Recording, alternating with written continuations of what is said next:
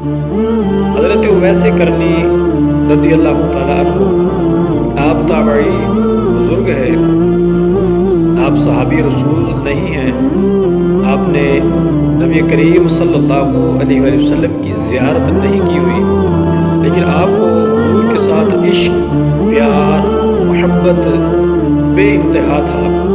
اتنا تھا کہ ہر وقت اپنے محبوب کی یاد کے اندر آپ ہمتاً گوش رہتے۔ آپ کے متعلق عوام کے اندر ایک واقعہ منقول ہے کہ حضرت اویس کرنی رضی اللہ تعالیٰ عنہ آپ نے حضور کے پیار میں، محبت میں اپنے دندان مبارک جو ہے ان کو توڑ دیا تھا، اور وہ بھی سارے کے سارے دندان آپ نے توڑ دیے۔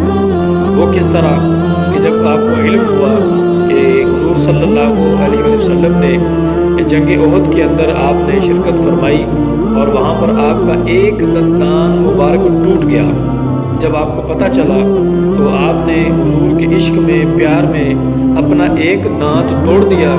پھر سوچا کہ شاید محبوب کا دانت کوئی اور ٹوٹا ہو تو دوسرا دانت توڑ دیا۔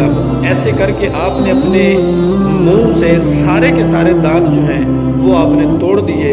کیوں؟ کہ میں حضور سے عشق کرتا ہوں۔ یہ روایت بالکل من گھڑت ہے۔ حضرت اویس کرنی نے اپنا کوئی دانت نہیں توڑا، اور یہ روایت ان کی طرف منسوب کرنا درست نہیں ہے، جائز نہیں ہے، یہ من گھڑت واقعہ ہے۔ حدیثوں کے اندر یہ روایت بالکل بھی نہیں ملتی۔